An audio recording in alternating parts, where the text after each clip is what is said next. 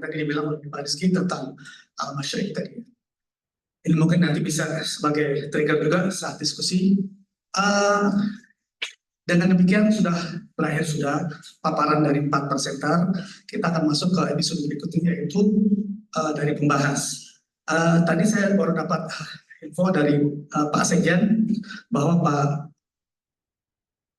Profesor Dr. HM Budayana SIP MSI dengan visip Pasundan tidak bisa hadir. Jadi kita menyisakan 2 pembahas dari 3 pembahas yang sebelumnya kita telah konfirmasi. Yaitu yang pertama akan sebagai pembahas yaitu Bapak Dr. Agus Subagio SIP MSI Dekan Visip Universitas Jenderal Ahmad Yani Cimahi. Yang kedua, secara online nanti akan dilakukan oleh Bapak Dr. Edi Harino SIP MSI Dekan Visip Presiden Industri 2019 sampai 2023. Untuk kesempatan pertama, saya persilakan Prof. Dr. Agus Subagio. Silakan, Prof.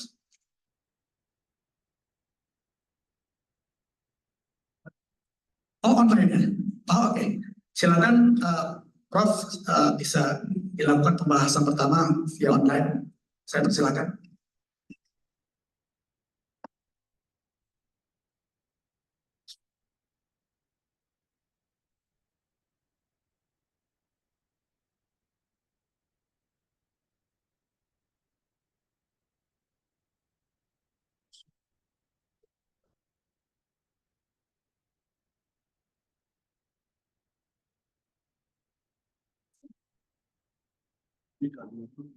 Ya.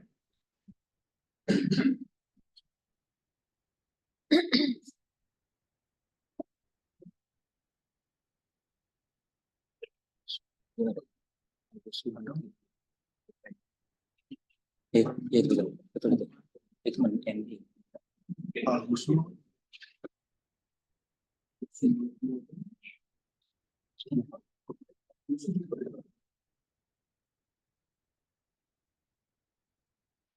Berapa lama? Coba di Zoom. Zoomnya lagi.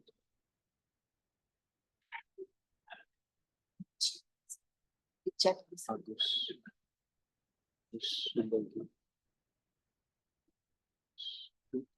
Ada.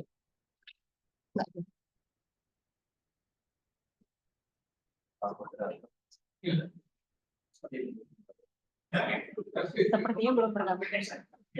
Langsung Pak Endi. Langsung Pak Endi aja. Mohon maaf berhubung Profesor Agus Subagio belum terhubung, belum berhasil kami hubungi, maka kita langsung masuk ke pembahas berikutnya, itu Dr. Endi.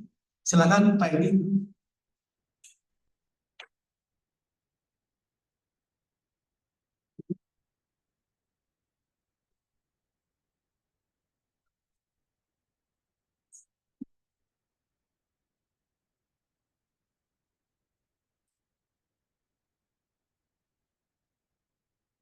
Sudah lanjut. Belum unmute. Nggak bisa mendengar Ibu ya.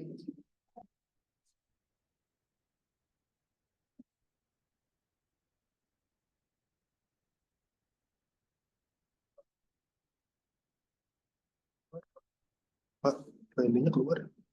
PND-nya PND-nya Oh, ada. jaringan kali. Habis.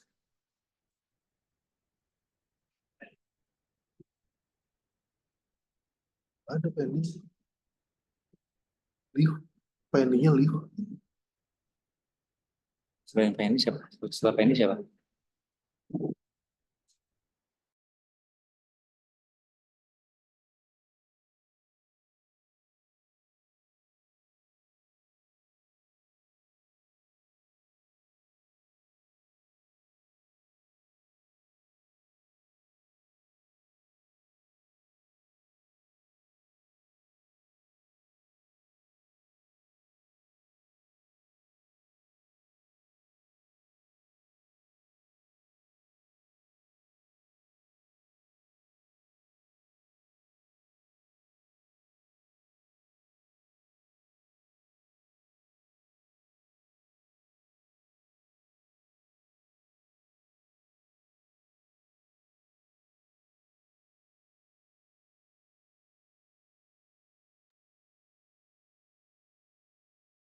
Bapak Ibu mohon maaf karena lagi-lagi kita ada masalah teknis. Dr. Endi tidak berhasil masuk ke ini kita. Jadi untuk menghemat waktu kita langsung masuk saja ke Q&A ya. Jadi Q&A berhubung waktu kita sudah mepet sudah setengah 12, nanti kita akan batasi per terminnya mungkin saya akan buka 3 termin ya, masing-masing 2 pertanyaan. Ya, saya buka termin pertama, silakan. Ya, Ibu.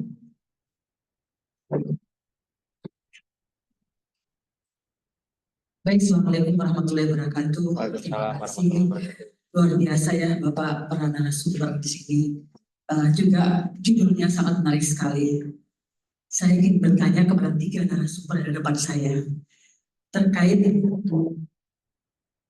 konflik Palestina-Israel dalam perspektif hubungan internasional. Artinya begini, Indonesia mendukung bahwa Palestina itu harus merdeka, gitu ya Bapak ya. Nah, bagaimana sebagai pendukung kemerdekaan Palestina, multi track diplomasi Indonesia dalam upaya perdamaian konflik Palestina-Israel, apa aksi nyata Indonesia Association for Israel Palestina ditinjau dari perspektif akademisi, kemudian hukum diplomasi. Kemudian kita juga tahu bersama bahwa TNI mengirimkan pasukan perdamaian ke Gaza itu bukan diplomasi, namun dia lebih cenderung kepada kesehatan, kemudian pembangunan infrastruktur dan pengamanan. Jadi saya mohon kepada Bapak narasumber yang terhormat bertiga, mohon pencerahannya terkait yang pertanyaan saya. Terima kasih. Wassalamualaikum warahmatullahi wabarakatuh. Ke Pak Kino juga tanya juga ya, Pak Kino speaker kita. Oke. Oke, baik. Yang nomor 2, silakan Bapak. Nama dan asal lembaga. Bismillahirrahmanirrahim. Assalamualaikum warahmatullahi wabarakatuh. Salam. Alhamdulillah, terima kasih pada keynote speaker dan kemudian narasumber.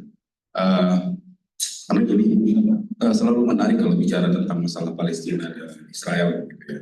Nanti kalau misalnya bicara Palestina Israel, obrolan kita itu kalau kata Bang Iwan Fals itu, obrolan kita di warung kopi itu bicara Palestina Israel itu tentang kesedihan, pembunuhan, kemudian tentang masalah perang, terus tentang masalah apa tadi itu living zombie, Bang Rizky ya, living zombie tentang masalah Palestina Israel. Sementara kita itu ya duduk sambil minum aqua, terus nge-cooking gitu kan gitu ya. Nah itu tuh apa namanya kondisi yang sangat kadang-kadang apa ya miris ya di kitanya gitu ya. Di kitanya ketika kita bicara Palestina Israel, saya setuju sih apa tentang bicara Palestina kita udah teracuni tentang Palestina Israel itu ya berbicaranya ya konflik, kekerasan. Itu kalau misalnya apa tadi karena kalau bicara kekerasan segala macam kayak Prof. Reza Shah itu udah jelas-jelas kan, udah jelas-jelas di PBB vote Amerika nggak akan selesai gitu. Jadi kita ngapain berbicara tentang masalah solusi, diskusi, dialog, nonsen nonsen karena memang ya nggak jelas-jelas. Approaching yang lainnya tadi ada sempat pendekatan kesejukan gitu ya Pak Dr. Riyad, dan salah satu yang bisa dilakukan adalah aksi nyata dari kita. Maka mungkin terima kasih sekali kepada Presiden University Muhammadiyah yang sudah melakukan kegiatan memberikan beasiswa ke Palestina. Karena pendidikan menjadi salah satu solusi persoalan ini. Kita nggak usah bicara negosiasi dan segala macam. Bagi saya itu nonsen. Amerika udah vote gitu ya, kekuatannya nggak bisa Palestina. Pendidikan bisa menjadi salah satu jalan keluar.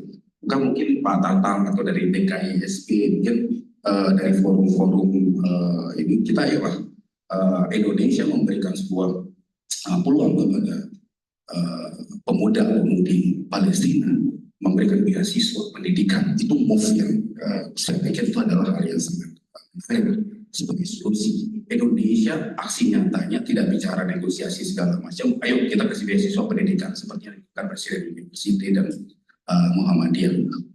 Kalau bayangkan saja kalau misalnya seluruh universitas Indonesia memberikan hal itu, artinya kita bisa melawan Amerika, melawan Palestina dengan cara yang lainnya. Yang kedua, kembali lagi karena memang bicara konflik Palestina dan Israel, bicara perang dan itunya, saya belum menemukan tentang apa ya, ada perihal dinamika yang menarik yang saya lihat di TikTok. Artinya ada, kalau misalnya ada konflik, dalam konflik teori itu membawa kepada social change gitu. Kenapa kita tidak berbicara tentang perubahan sosial masyarakat Palestina yang sekarang udah asik main TikTok gitu, live, mengharap gift segala macam.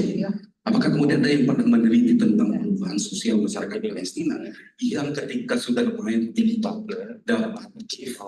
Ini bisa menjadi apa gitu masyarakat Palestina?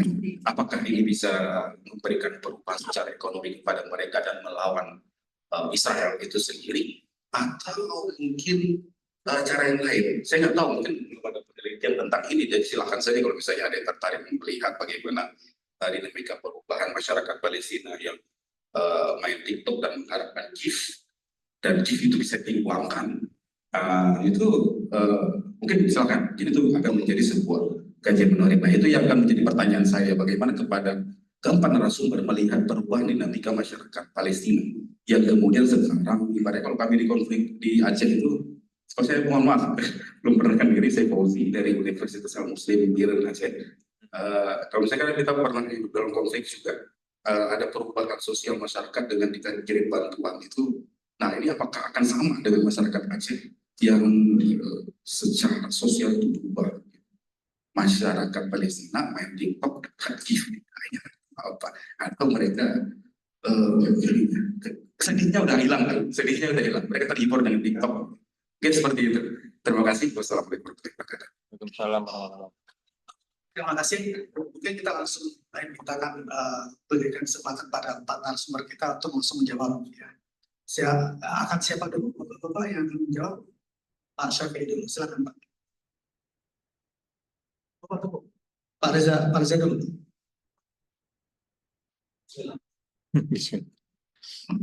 Atur nuhun kami. Ini makin siang makin ramai ya Pak. Izinkan saya mencoba memahami pandangan buku ini. Kita matur nuhun. Ini menunjukkan perhatian kita di lingkungan masyarakat atas Palestina dan juga upaya-upaya kita untuk membangun keadaan yang lebih beradab ya Bu ya. Pertama memang Pak, penyelesaian ini nggak bisa satu approach Pak. Semua approach itu harus disertakan. Misalnya kita ambil, saya dari generasi yang mungkin tahu Pak, sama kita mungkin tahu kan, politics motivations itu realisme satu, liberalisme ya, dan juga konstruktivisme juga jalan betul lengkap. Semuanya harus jalan serentak. Kita harus akui bahwa struktur di PBB itu nggak bisa dielakkan sampai saat ini. Satu. Kemudian juga di dalam Amerika Serikat itu ada yang namanya military industrial complex. Mereka itu sangat powerful, itu integrasi antara permodalan di sektor industri, hardware, software, persenjataan. Kemudian di kalangan elit Amerika Serikat sendiri, kemudian di situ juga ada negara bagian. Semua itu merasa berkepentingan bahwa military industrial complex itu hidup di situ.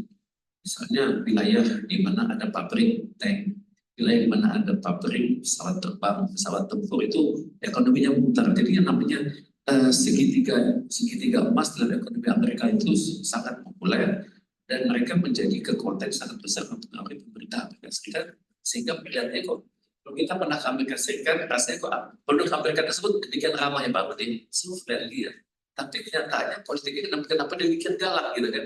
Ya ternyata kalau sudah berbicara real politics itu memang kita nggak bisa satu padatkan mana yang moralitas politik dan moralitas manusia, dan ternyata para elit di Amerika Serikat juga tergantung pada sumbangan daripada industri tersebut dan juga para istilahnya itu para apa namanya organisasi namanya AIPAC ya, para lobbyist.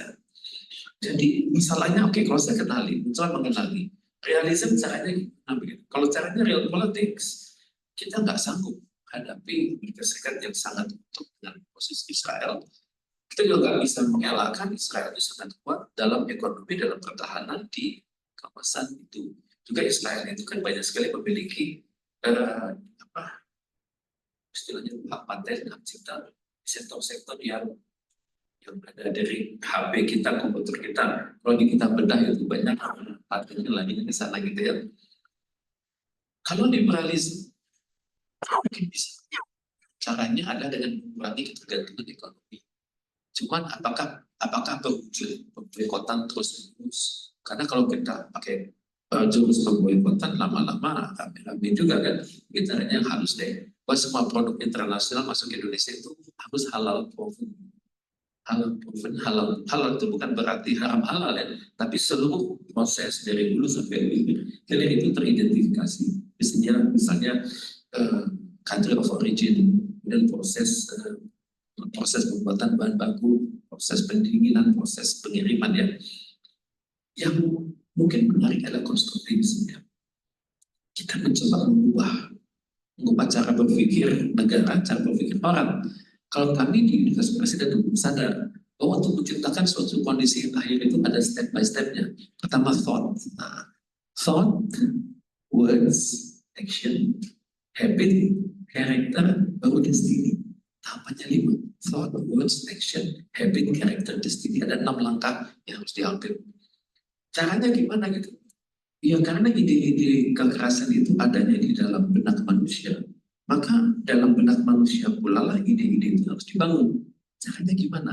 Ya kita menghadapi suatu media, ini bilangnya Pak Raudi, Pak Supardi, media itu kan tidak seimbang. Maka hendaknya kita membangun alternatif media. Jadi adakah media alternatif dari GNB, media alternatif dari OKI, media alternatif dari dunia Arab, media alternatif dari ASEAN? Kita semua di konsumer.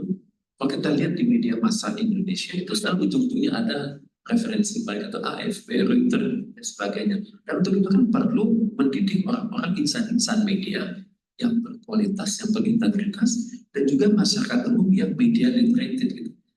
Masyarakat umum yang sadar bahwa dia itu jangan sembarangan menggunakan media dan jangan sembarangan mengupload, mendownload, dan juga menyebarkan berita-berita yang belum tentu benar. Nah, cuman masalahnya kalau kita menggabungkan realism, liberalism, dan konstruktivisme, siapa yang melakukan apa gitu. Untuk itu kan kita perlu namanya job description dan job specification. Kalau job description pemerintah TNI punya namanya defense diplomacy. Pada saat yang sama Kemenlu punya national diplomacy. Mereka berjalan sendiri. Memang kesannya militer, kenapa sih urusan kesehatan gitu ya? Kenapa militer? Misalnya kok bersih rumah. Tapi ternyata TNI kita tuh unik. TNI kita itu benar-benar memikirkan aspek-aspek non-defense, tapi berdampak pada defense kelak di kemudian hari. Misalnya aspek kesehatan, aspek kedekatan dengan rumah tangga. Ini menimbulkan suatu hal yang orang lain nggak bisa lakukan. Misalnya seringkali di wilayah konflik, maka yang bersengketa itu yang diselesaikan oleh Indonesia. Karena Indonesia itu hatinya sama dengan masyarakat di situ. Jadi caranya ya misalnya, kok aneh, kok TNI ngurusin sunat menyunat gitu, kok TNI ngurusin bebersih. Ternyata itu masuk ke hati masyarakat yang terkena konflik. Jadi kita lihat di Palestina itu, di Lebanon juga ya, masyarakat kita menangis. Kalau TNI kita pulang. Karena kita membentuk hati mereka gitu ya. Jadi rasa percayanya itu tinggi pada Indonesia. Jadi berbekal ini saya berpikir job description, job specification di dalam TNI itu benar. Cuma kedepannya mereka harus terus ditambah jumlahnya di training lebih lanjut yang dengan aspek-aspek hukum internasional. Dan selanjutnya kita masyarakat sipil gitu. Saya perhatikan di kampus-kampus, jadi Pak Handa mengatakan, Pak Rektor kami mengatakan sudah ada anak-anak dari Lebanon, dari Palestina dan masuk. Itu betul, bagus. Nah, berarti kan ada job description dari pemerintah Indonesia. Pemerintah Indonesia punya beasiswa untuk itu. Di UNPAD ada, di Unikom ada. Mungkin di Tel Uni ada. Kampus kami belum screening. Ya, Jadi mohon kita gunakan anggaran-anggaran itu. Juga kita hendaknya berpikir alternatif. Misalnya negara-negara Arab, selama ini kan mereka investasinya di negara Barat kan. Kita tanya sampean ini kaya luar biasa, tapi zakatnya kemana? Gitu. Nah, cuman mohon kampus-kampus secara langsung memberikan ini, perincian gitu ya. Bahwa kalau mendidik anak Palestina untuk menjadi seorang insinyur, biayanya berapa gitu. Dan jadi kalau cara berpikir ini diberikan kepada pihak di Timur Tengah Afrika, mungkin mereka akan terbuka hatinya bahwa ternyata untuk mendidik seorang insinyur, seorang dokter itu biasanya biayanya jauh lebih rendah daripada membeli sebuah tank gitu. Kita di Bandung diberikan tank baja. Jadi kemudian juga selain media, juga kita harus berpikir tentang subconscious thinking. Saya begini, kalau saya berkunjung ke Jumatan, itu temanya beda-beda loh. Beda-beda temanya. Biasanya ada yang bicara muamalah, ada yang bicara kuat, ada yang bicara urusan hablum minallah, hablum minanas. Ya saya berpikir kenapa enggak MUI Indonesia kerjasama dengan majelis ulama yang lain di wilayah Asia Pasifik, di wilayah dunia, berbicara tentang tematik isu. Ya, sehingga sama idenya begitu. Misalnya tematik minggu ini bicara soal penderitaan dan penderitaan masyarakat yang mungkin bisa dipulihkan dengan misalnya mekanisme zakat. Kemudian kedua, minggu depannya berbicara tentang pemberdayaan anak usia dini. Kemudian pemberdayaan ibu dan anak dan studi kasusnya di Palestina. Jadi kalau hal ini dikembangkan terus-menerus, solidaritas itu akan muncul. Jadi masuk di thought, kemudian terurai dalam words, nanti action. Masyarakat yang semakin terdidik ini akan merupakan opini yang lebih berkualitas terus-menerus. Dan juga secara diplomatik, negara-negara OKI, negara-negara GNB, nantinya menggunakan kata kunci yang sama. Sehingga mereka tidak hilang. Kita kan lihatnya OKI, GNB, kemudian Liga Arab, kita tahunya pada saat mereka KTT terus kan, terakhir di Riyadh, sesudahnya next gitu.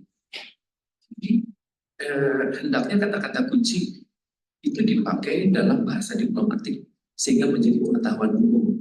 Jadi dengan demikian kita di Jawa Barat demikian sekarang caklingan batu itu laut-laut jadi legok. Sehingga dengan demikian dunia itu makin sadar bahwa kita ini masyarakat non Palestina, non Timur Tengah itu hatinya sama dengan mereka dan cara berpikirnya terstruktur. Dan kita tidak berperang dengan mereka karena sesuai dengan kearifan lokal yang betul orang China benar-benar mereka maka atur nomor gitu.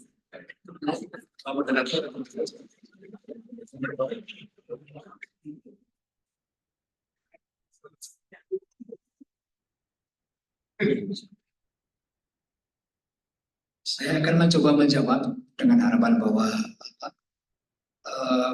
bisa dipahami dalam konteks tentu saja ini perkembangan respon tetap di luar acara.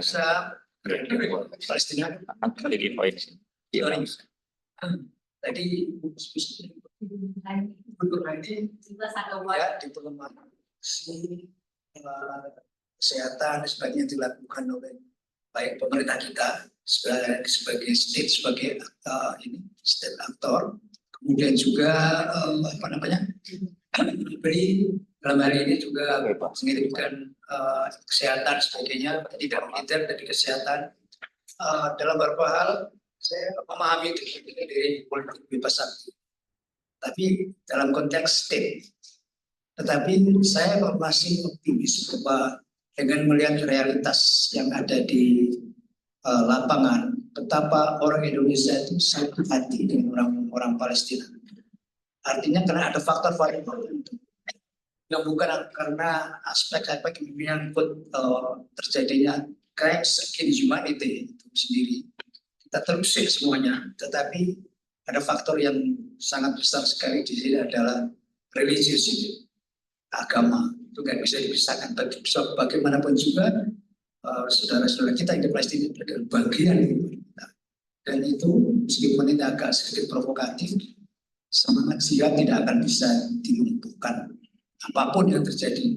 Kita melihat misalnya kalau di TV kan kita melihat bagaimana itu anak-anak yang beruntung yang kehilangan kaki ke tangan sebetulnya itu ya, tidak pernah satupun yang selain di TV pengemis.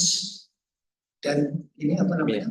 Saya ketemu sama beberapa orang waktu di mana itu di Jerman itu, kami mendidik anak-anak kayak orang Palestina tidak untuk mengemis bantuan, dan karena itu para Tauhis dilarang untuk memberikan uang kepada mereka karena itu akan melemahkan ini.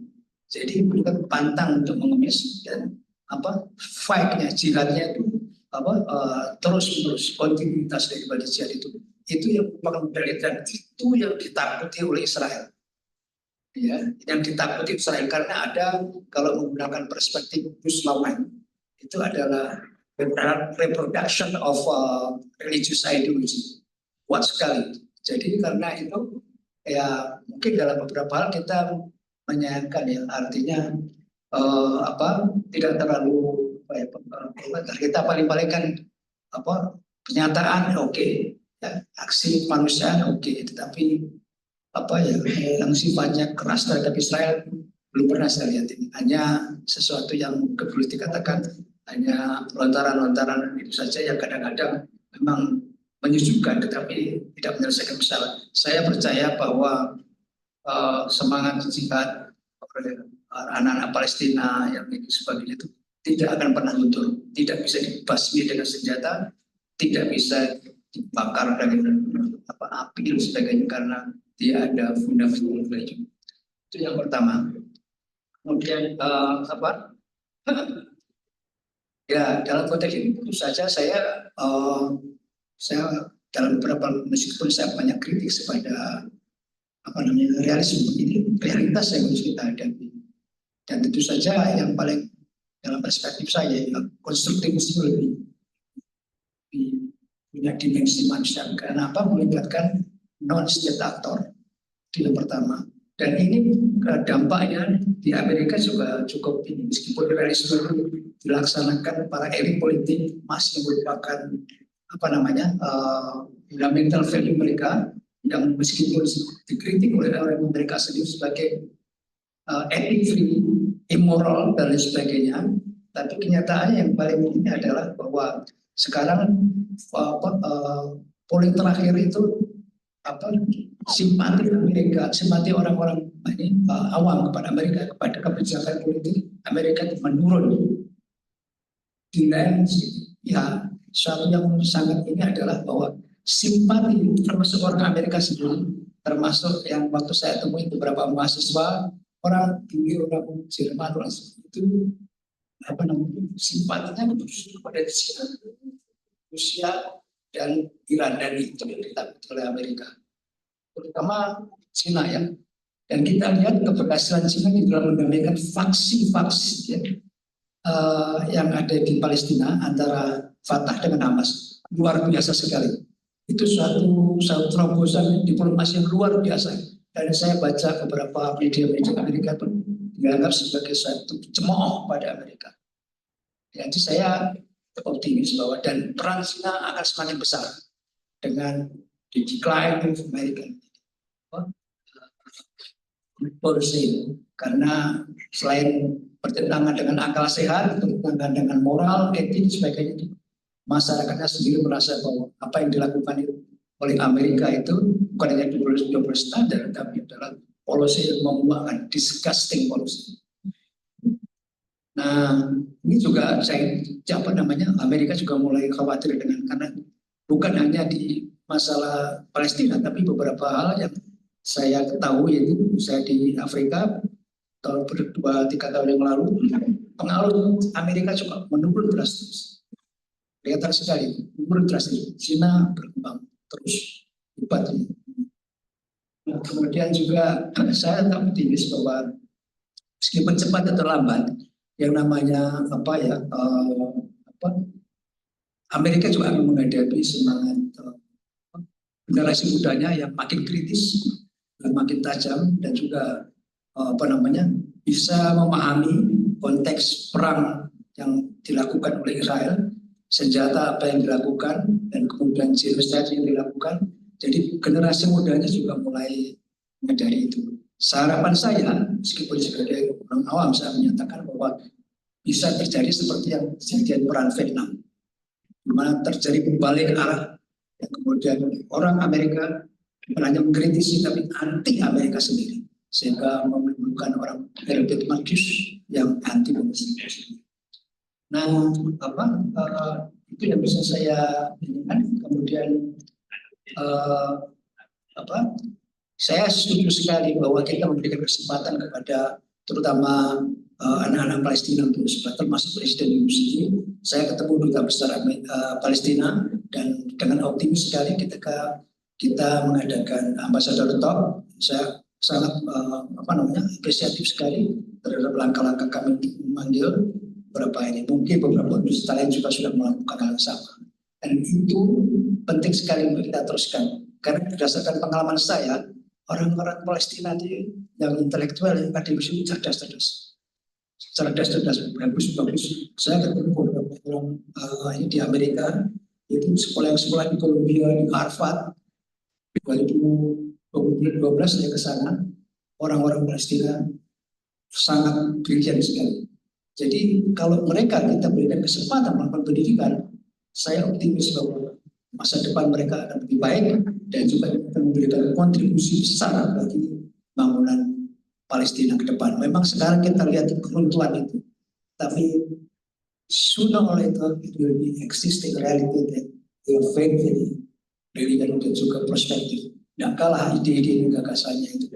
Saya sering terlibat pada diskusi-diskusi di waktu di Jerman juga sudah datang dalam diskusi saya itu banyak orang Palestina. Saya memberikan public lecture di sana, orang-orang Palestina dan very smart. Jadi saya optimis ke depan pasti akan ada perubahan. Mungkin lambat, tetapi pasti ada. Terima kasih.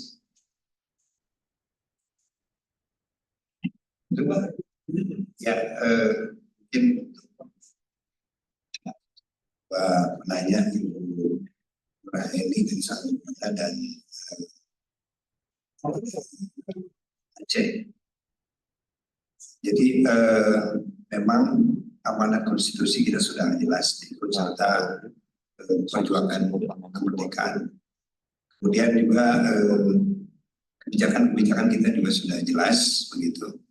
Sejarah kita memberikan pengalaman ya bahwa spirit Dasar Bandung itu kan mempunyai impact yang cukup mendasar pada perubahan geopolitik ya, bahwa dari konferensi Asia Afrika itu adalah ternyata juga mempunyai investasi untuk pembebasan apartheid di Afrika Selatan. Kemudian juga secara tidak langsung juga mendorong adanya munculnya Uni Eropa, gitu kan? Jadi jangan kita mengecilkan langkah-langkah yang kita lakukan sepanjang itu adalah jelas dukungannya sesuai dengan apa yang menjadi tata nilai yang kita yakini seperti itu. Kemudian juga di lini masyarakat ya kita tentu selain peran pemerintah untuk memberikan sebuah clearance tentang edukasi kepada masyarakat, bahwa kita tidak pungkiri di benak masyarakat bahwa ini adalah perang antara Yahudi dan Islam seperti itu. Nah,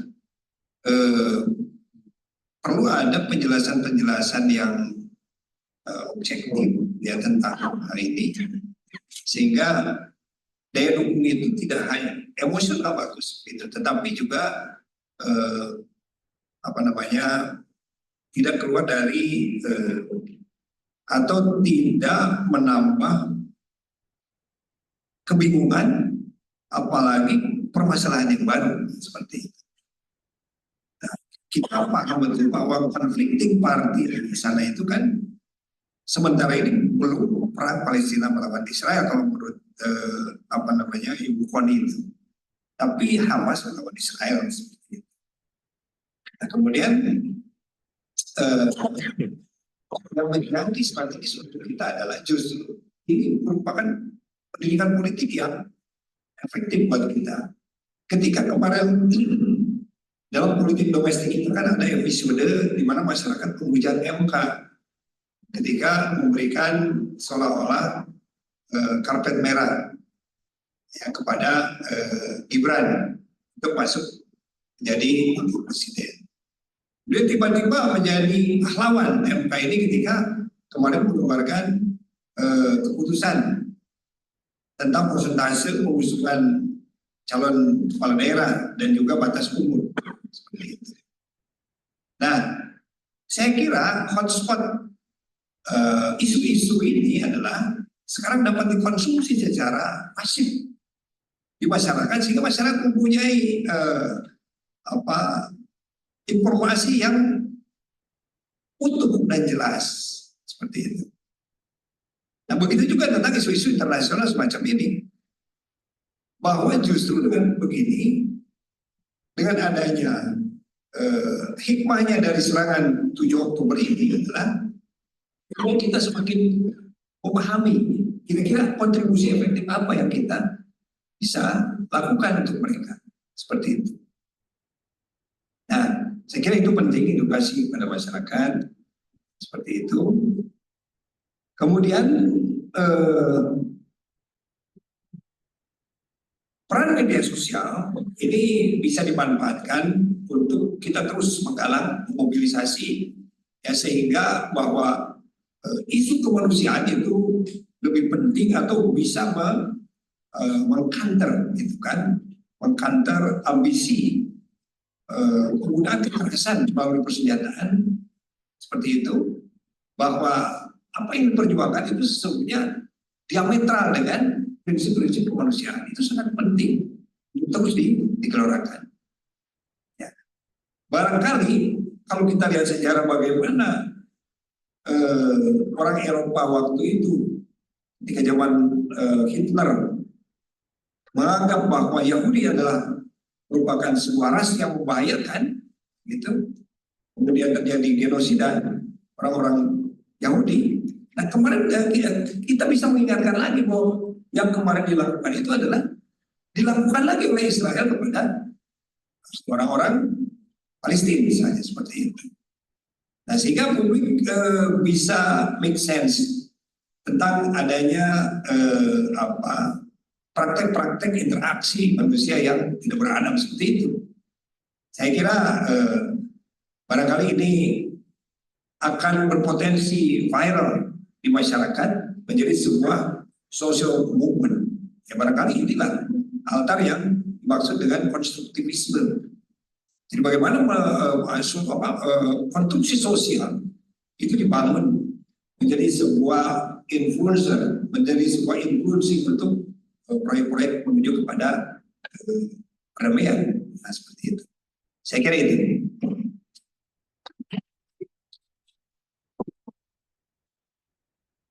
Saya kira sudah banyak tadi, saya sedikit saja menambahkan yang disampaikan oleh Prof. Reza dan urusan oleh Pak Dr. Kun. Memang adanya media sosial dan digital itu menciptakan satu new public sphere, satu ruang publik yang baru yang tidak diopsi oleh kapasitas kekuasaan negara. Itu adalah ruang di mana the citizen of the globe bisa menciptakan narasi-narasi yang baru. Batasan antara private dan public itu kan sudah berhenti kalau sudah masuk kepada new public sphere.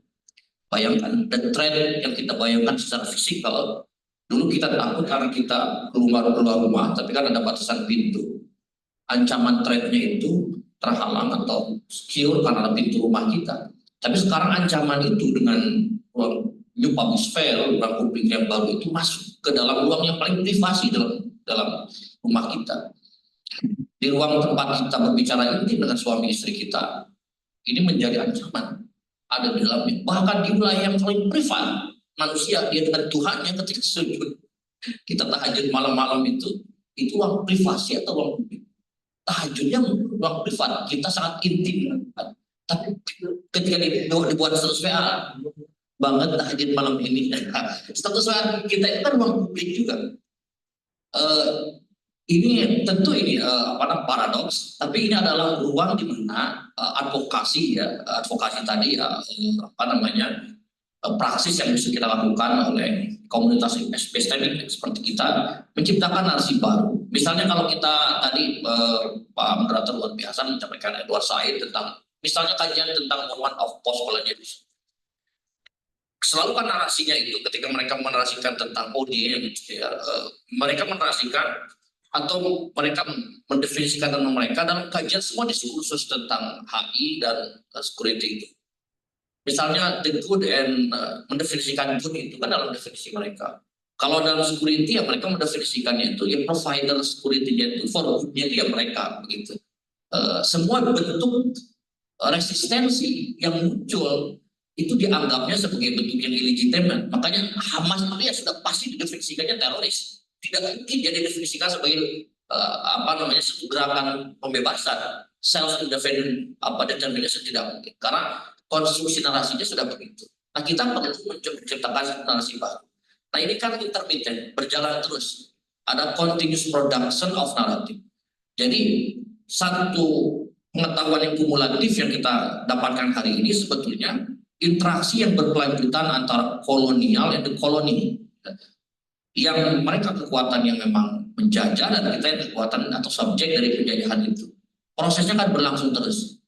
Tinggal pandulnya tarik kita kemana. Nah, New Public Sphere tadi adalah ruang kita untuk berbicara kepada dunia bahwa ada satu ketidakadilan yang begitu jelas belatan di hadapan kita dan itu datang dari tempat yang lecturing us about demokrasi, dari tempat yang menggurui kita tentang demokrasi. Jadi saya lihat sebetulnya analisisnya banyak. Kalau baca kajian tentang Timur Tengah itu di beberapa kajian Azaituna, misalnya kalau Bapak Ibu buka Azaitun Center for Studies itu sudah ada. Jadi misalnya Netanyahu itu pilihannya cuma dua sekarang dilema. Dia entah itu terus menerus dalam state of denial, dia terus menerus memaksakan kehendaknya dan menganggap itu sebagai legitimate, tapi di dalamnya propos ada demoralization di dalam mereka sendiri, aparat mereka, atau mereka mengakui Gaza sebagai satu entitas yang independen, Hamas. Dua-duanya pilihannya ya akhir-akhirnya kan ini the beginning of the end untuk untuk kekuatan Netanyahu. Begitu juga untuk Amerika. Jadi itu the end itu yang doorstep, jadi sudah ada di depan pintu mereka. Tinggal narasinya perlu kita amplify. Saya kira itu saja. Kalau tadi beasiswa saya setuju ya, tidak mudah memberikan uangnya ada pun tidak mudah. Kami melakukan diplomasi dengan PP Muhammadiyah itu yang dari Gaza, dua orang itu satu dari Gaza, yang satu dari West Bank, dan dari Gaza itu bayangkan. Jadi mereka tubuh manusia untuk berpindah dari satu tempat ke tempat yang lain ditentukan oleh Israel. Kan ada dari pintu Rafah itu ya untuk masuk ke Mesir itu 3 hari 3 malam perjalanannya sampai Mesir. Dan itu prosesnya checkpointnya panjang sekali. Baru dari Mesir bisa ke Indonesia. Yang di West Bank itu dari Jordan, prosesnya panjang baru bisa ke Indonesia. Jadi untuk bisa mendatangkan mereka ke sini, makanya kita ketika datang ke sini hari ini sampai masih komunikasi. Saya bilang silakan ikut Zoom gabung. Saya kurang tahu apakah sudah satu bentuk yang dari Palestina itu. Dia adalah dosen di Universitas Gajah. Jadi ketika di Muhammadiyah itu sempat MPU dengan presidennya, sekarang presiden sudah meninggal banyak yang sudah terbunuh. Profesor-profesornya di Gajah University. Jadi dia bilang ini adalah pengalaman, ini adalah orang pertama yang terbaik yang pernah saya lihat orang Indonesia. Tapi saya yakin Pak Profesor Safi dan lain-lain bisa mengatakan kesimpulan yang sama. Orang luar negeri kalau lihat orang Indonesia itu you are the best people I ever see. Karena keramahan kita, empati kita dan lain-lain. Jadi empati kita itu sudah bagian daripada obat buat mereka. Terima kasih.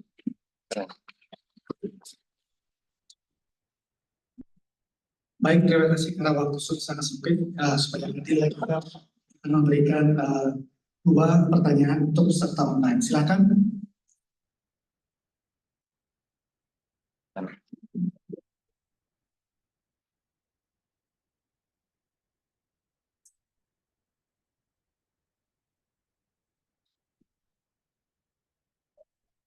Tadi buka apa? Ada.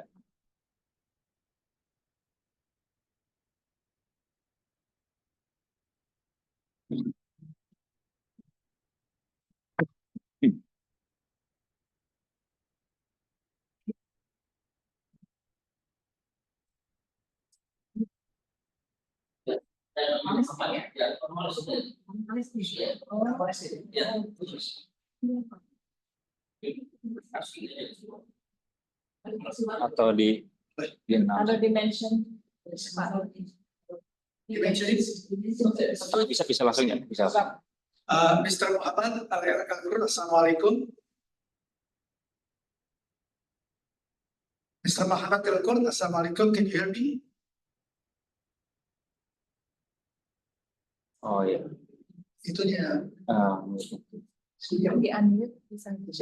You can turn on your audio, please. Oke, pakai itu, mau pakai headset. Pakai headset. Kita pakai headset. Nah itu. Iya pakai. Ada Ustaz. Ada Ustaz. Gimana Arab? Saya apa bahasa Inggris saja.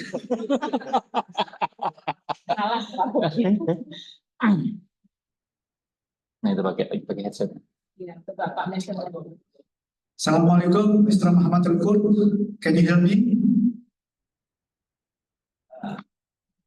On. Ya, akhi Muhammad. Kaifah haluk.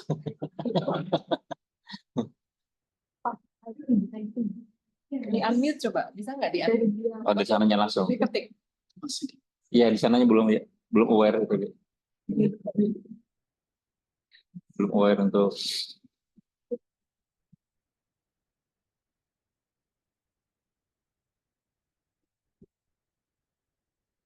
nah itu tuh sip tuh nah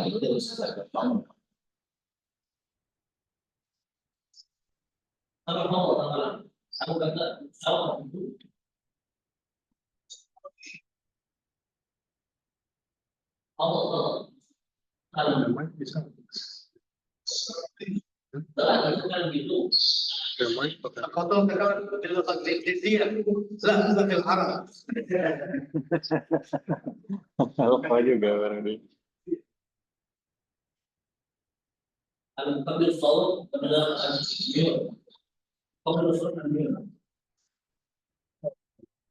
Nah,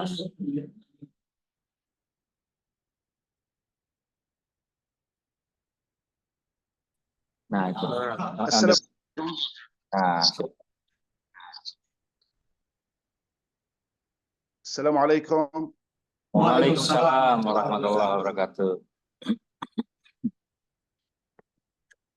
بداية أنا سعيد جدا بالمشاركة في هذه الندوة عن فلسطين غزة.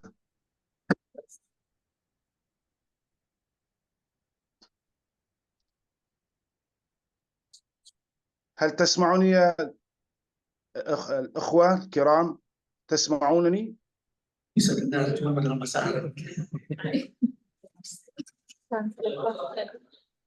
Can you speak in English, please, Mr. Muhammad? Because we don't. يا شيخ محمد كلم بالإنجليزية كلمة أو كلمتين. Please. ربما أخبر عن أحوالك وجملا وجميعا في غزة حتى نفهم حقيقة يعني. تفضل. Ini jaringannya. Oh ya. Sementara menunggu dari Mr. Muhammad, saya kasih kesempatan untuk peserta online lainnya. Silahkan Bapak Ibu. Mohon dibikin singkat dan jelas, langsung ditujukan kepada narasumber هل ini. أستطيع التحدث الآن؟ تفضل. تفضل. السلام عليكم ورحمة الله وبركاته. وعليكم السلام ورحمة الله وبركاته. أتحدث بالعربية. بالإنجليزي بليز. بالإنجليزي بليز. الإنجليزية يعني حتكون صعب علي يعني قليلا. ممكن أتحدث بالعربية. دكتور رزقي يقوم بترجمتها.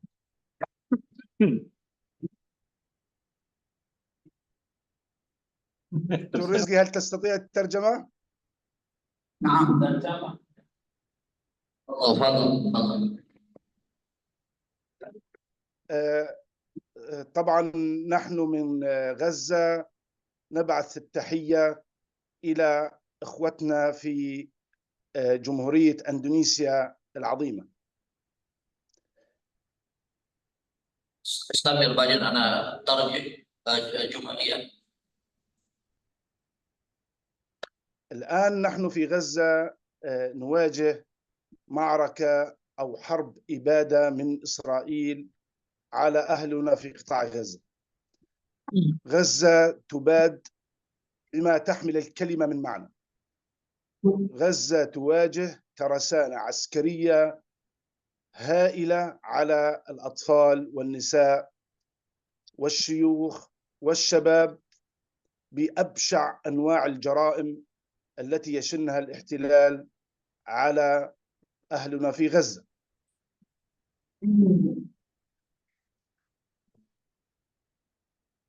ترجمة دكتور رزقي.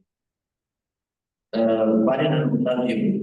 استمر الكلام ونترجم إجماليا بعد انتهاء من كلامي. إن شاء الله. حتحدث بشكل مختصر عن ماذا حدث بغزة وكيف هي غزة. نحن في قطاع غزة. غزة تمثل 1% من إجمالي مساحة فلسطين. فلسطين هي كبيرة، لكن قطاع غزة مساحته صغيرة جدا، يقطن به حوالي 2.3 مليون نسمة. هؤلاء جميعا محاصرين حصارا شديدا في قطاع غزة، حيث اشتد الحصار علينا من حوالي 20 عام. كان هناك ممنوع السفر، ممنوع التعليم خارج البلاد، ممنوع العمل في أي مكان، ممنوع تطوير أي مشروع لأهالي غزة.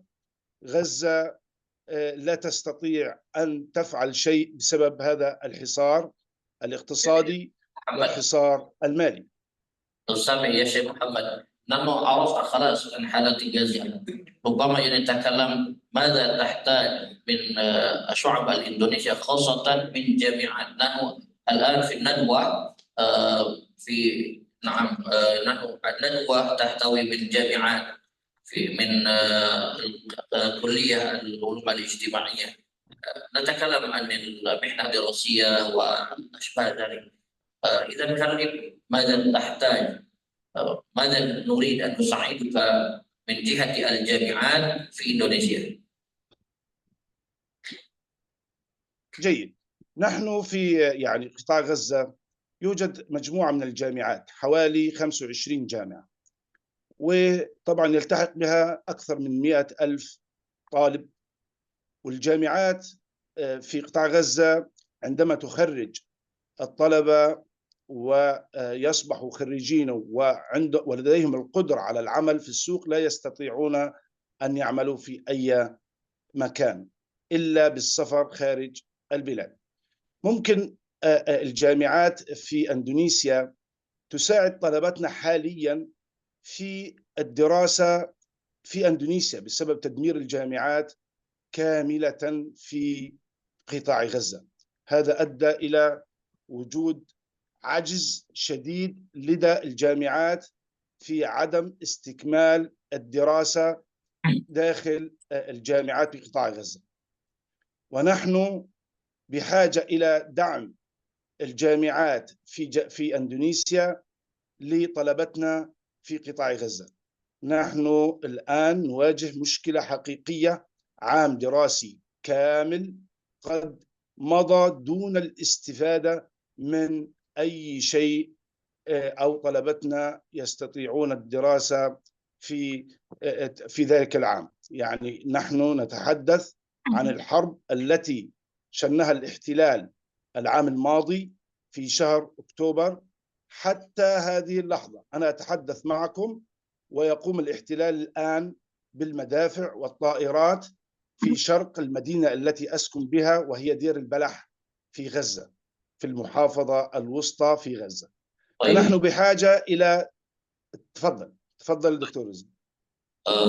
Jazakallah ya Syekh Muhammad. Jadi sejak Oktober 7 itu tidak ada kegiatan pendidikan, berhenti total. Rusak, ada sekitar anak-anak di sana, jamiat-jamiatnya rusak. Itu tadi ada puluhan jamiat yang besar dan kecil, universitas yang besar dan kecil, semuanya rusak dan sampai sekarang pengeboman masih terjadi di wilayah, khususnya di wilayah timur di dekat tempat beliau tinggal itu. Beliau menyampaikan yang memang pendidikan yang mungkin bisa dibantu itu bagaimana memastikan agar anak-anak yang sekarang terputus semuanya total, kampus, sekolah berhenti total, jadi tidak ada pendidikan, tidak ada pembelajaran. Dan mungkin bisa setiap kampus menyiapkan ruang beasiswa untuk anak-anak Gaza di Indonesia. Jadi sekarang mereka ya sudah di loss gitu ya, jadi ada learning loss yang sangat masif semua dan mereka komplit isolasi, jadi betul-betul terisolasi secara lengkap sempurna. Mereka tidak ada akses kemana-mana, tidak bisa keluar, tidak bisa. Jadi mereka betul-betul sekarang itu ada survival aja untuk bertahan. Baik, jazakallah Syekh Muhammad. Lakum khair wa salam. Wassalam insyaallah. كلمة بسيطة دكتور رزقي، كلمة ممكن أستمر دقيقة واحدة؟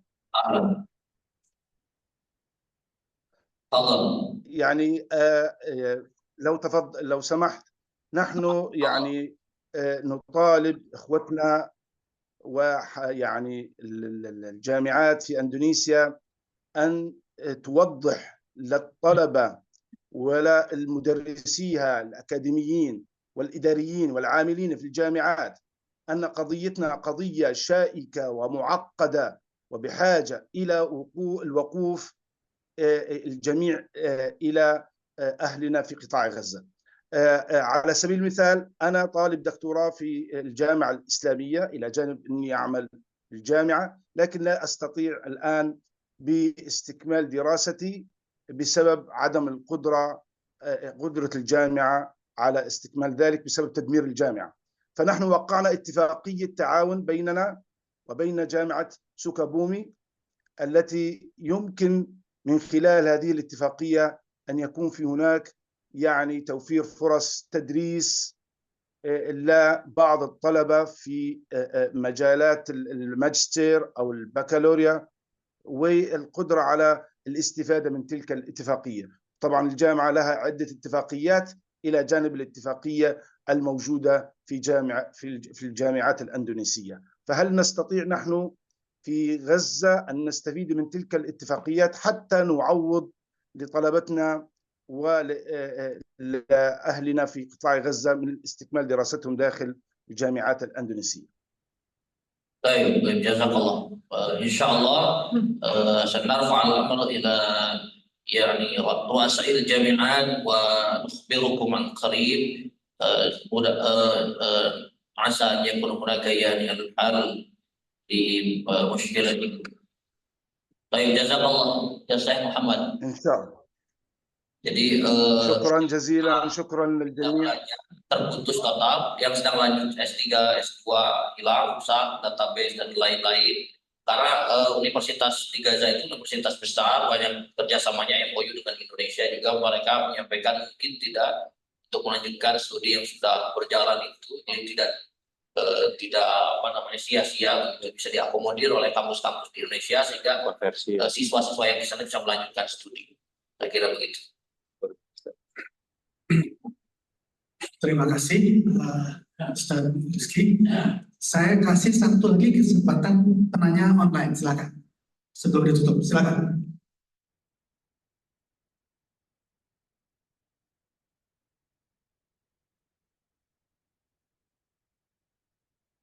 Oh, nggak ada. Kalau nggak ada. Iya. Tidak ada, Bapak Ibu yang online. Masih ada yang mau satu, saya isi uang untuk sebelum kita tutup, satu penanya online, silakan. Pada para narasumber kita. Tidak ada ya? Oke, Dengan demikian sesi ini saya tutup dan resmi dan saya serahkan langsung kepada Pak Gus. Terima kasih. Beri tepuk tangan yang meriah untuk moderator dan juga para narasumber yang luar biasa. Sekali lagi, tadi linknya baru nyala ya. Beri tepuk tangan yang meriah untuk moderator dan narasumber serta pembahas yang luar biasa. Baik Bapak Ibu semuanya yang berbahagia, acara berikutnya mohon tetap berkenan para narasumber untuk berada di tempat. Berikutnya adalah penyerahan piagam penghargaan yang akan diberikan oleh Ketua Umum FK DKI SIP, Bapak Profesor Dr. Samudio Ibnu Rejo MA berkenan memberikan piagam penghargaan kepada narasumber. Yang pertama, piagam penghargaan diberikan kepada keynote speaker kita yang luar biasa, Bapak Dr. Andes Budajasa MA PhD, mohon berkenan untuk tampil ke depan. Berikutnya diikuti oleh Dekan FISP Presiden University Bekasi, Bapak Asosiat Profesor Dr. Syafi'i Anwar, dan mohon berkenan juga Bapak Arif Wicaksono SIP MA, mohon berkenan untuk menerima penghargaan secara online atau virtual di link Zoom. Berikutnya juga mohon berkenan mengikut dari belakang Dekan FISIP Universitas Pasundan Bandung, Bapak Dr. Kun Kunrat SIP MSI, serta yang tak kalah luar biasa, pemateri yang hari ini bertindak langsung sebagai penerjemah juga, Bapak Dekan Fakultas Ilmu Sosial Universitas Muhammadiyah Sukabumi, Bapak Ariski Hekia Sampurna PhD untuk tampil ke depan, dan mohon didampingi juga oleh Sekjen FK DKI SIP untuk memberikan piagam penghargaan. Berikutnya piagam penghargaan juga diberikan kepada Dekan FISIP Universitas Jenderal Ahmad Yani, Bapak Profesor Dr. Agus Subagio SIP MSI secara online. Dekan FISIP Universitas Pasundan Bandung 2018-2022, Bapak Profesor Dr. Haji M. Budiana SIP MSI secara online pula, dan Dekan FISP Presiden University 2019-2023, Bapak Dr. Endi Haryono SIP MSI yang akan diwakili oleh Ibu Bunga Dita Rahma Cesaria SHLLM. Mohon berkenan untuk mengisi tempat yang telah disediakan kepada para narasumber serta pembahas, keynote speaker, dan juga Ketua FK DKI SIP, Sekjen FK DKI SIP berkenan untuk memberikan piagam penghargaan. Dan juga mohon berkenan kepada tim dokumentasi untuk segera mengabadikan momen yang penuh berbahagia ini.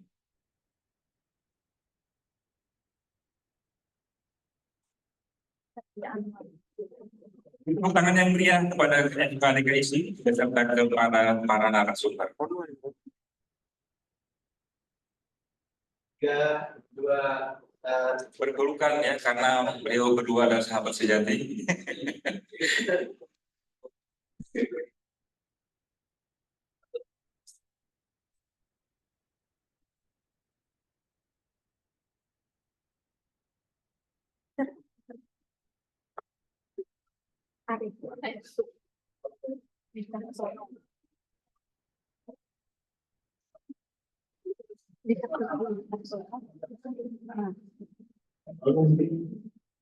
Mohon untuk mengisi posisi tengah terlebih dahulu Pak, dilakukan sesi foto bersama. Mengisi tepat di tengah, berada di sini Pak, sini Pak.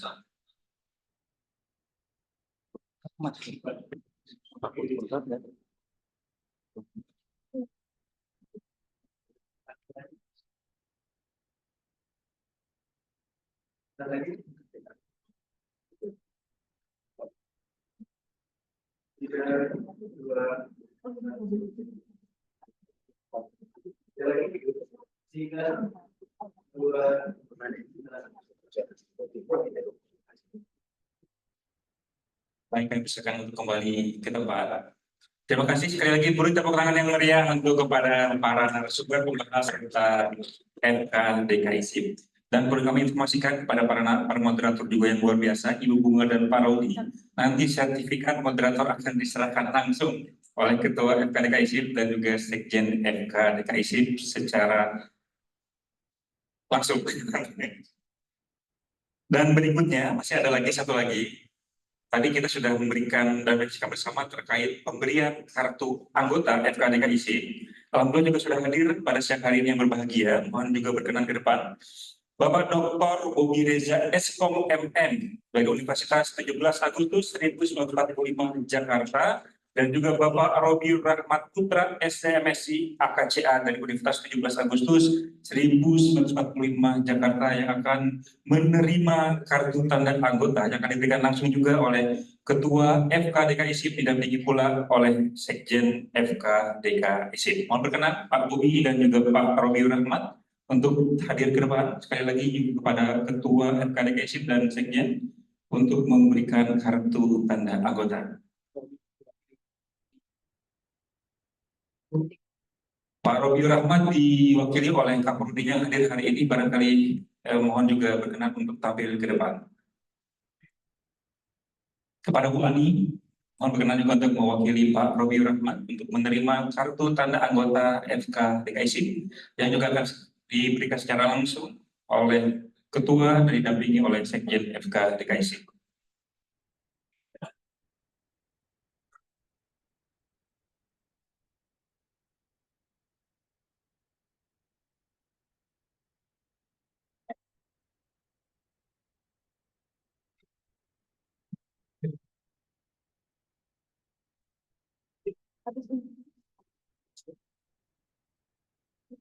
Mohon untuk berkenan juga berfoto bersama di tengah tempat seminar dengan latar belakang baliho acara seminar nasional yang ke-20 dengan tema konflik Palestina-Israel dalam perspektif hubungan internasional.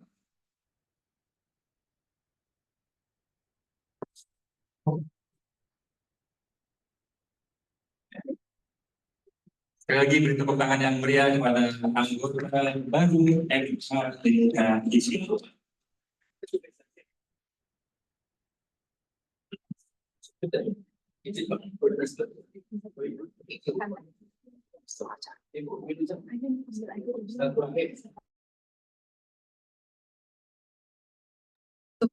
Penandatanganan Memorandum of Understanding bisa dilaksanakan secara langsung atau desk to desk antar lembaga setelah acara ini kita tutup. Nanti akan diadakan diskusi lebih lanjut secara formal di kesempatan yang akan datang. Selanjutnya kami mengucapkan terima kasih atas partisipasi, perhatian, dan antusiasme Ibu Bapak hadirin dan semua pihak yang telah mendukung acara seminar pada kali ini. Kami mewakili segenap penyelenggara acara memohon maaf apabila terdapat kekurangan dan hal-hal yang kurang berkenan. Dan hadirin yang berbahagia, dengan demikian berakhirlah sudah rangkaian acara seminar nasional dengan tema konflik Palestina-Israel dalam perspektif hubungan internasional pada hari ini, hari Rabu tanggal 28 Agustus 2024, bertempat di East Building Fakultas Kedokteran Presiden University dan juga menggunakan platform digital Zoom dan live streaming YouTube persembahan dari Fakultas Ilmu Sosial dan Pendidikan Presiden University Bekasi dan juga Forum Komunikasi Tingkat Ilmu Sosial dan Ilmu Politik FK DKI SIP, serta didukung pula oleh FISIP Universitas Sangga Buana YPKP Bandung.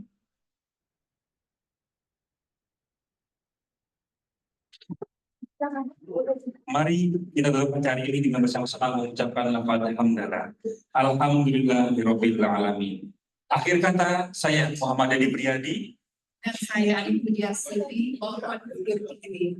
Wassalamualaikum warahmatullahi wabarakatuh. Sampai berjumpa lagi di seminar nasional berikutnya.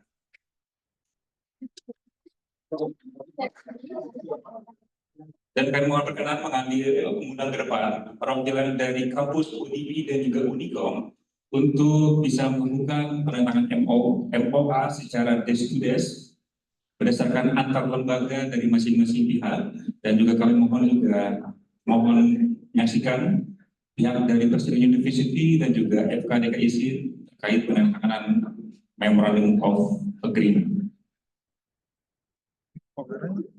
Terima kasih di acaranya. Nggak gampang. Hah?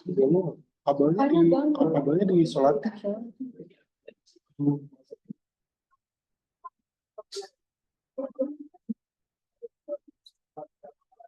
Secara internal.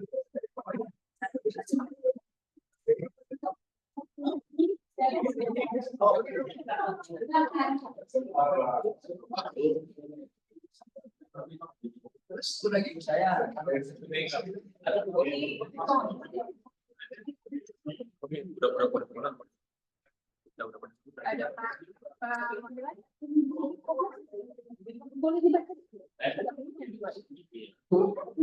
Hanya dua.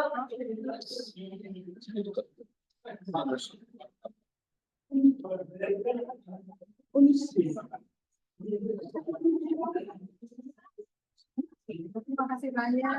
Senang bekerja dengan Anda.